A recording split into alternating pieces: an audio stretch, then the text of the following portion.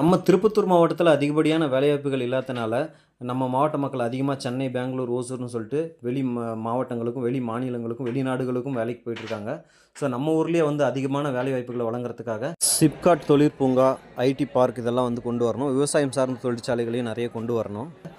இப்போ வந்து பார்த்தீங்கன்னா, நம்ம கிருஷ்ணகிரி டிஸ்ட்ரிக்ட் எடுத்துக்கோம்னா, அங்க ஓசூர் இருக்கு, போச்சம்பள்ளி இருக்கு. 2 இடத்துல வந்து பார்த்தீங்கன்னா, சிப்காட் இருக்கு. ஸோ தொழில் வளர்ச்சி மட்டுமே கிடையாது. விவசாயத்துக்குமே வந்து பார்த்தீங்கன்னா, ஆறுகள், ஏரிகள் எல்லாம் அவ்வளோ நிரம்பி கிடக்குது.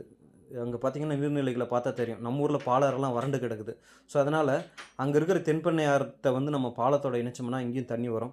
அதேபோல அப்பப்போ நம்ம பாலாற்றில வர தண்ணி கடல்ல கலக்குது. அதனால இங்க ஒரு தடுப்பணை கட்டினா, நம்ம பாலாத்து தண்ணிய நம்ம சேமிச்சு வச்சுக்கலாம். ஸோ இதனால விவசாயத்துக்கு ரொம்ப ஹெல்ப்ஃபுல்லா இருக்கும். ஸோ தொழில் வளர்ச்சிக்காக சிப்காட்டும், விவசாயத்துக்காக வந்து தடுப்பணையும், பாலாறு தென்பண்ணை இணைப்பும் இதெல்லாம் வந்து பார்த்தீங்கன்னா, அரசாங்கம் செஞ்சு குடுக்கணும். திருப்பத்தூர் மாவட்டம் நாட்றம்பள்ளியில் அமையக்கூடிய இந்த சிப்காட்டுக்கு ஆதரவும் இருக்குது, எதிர்ப்பும் இருக்குது. இத பத்தி நீங்க கமெண்ட் பண்ணுங்க. மறக்காம நம்ம சேனலை ஃபாலோ பண்ணிட்டு சப்போர்ட் பண்ணுங்க.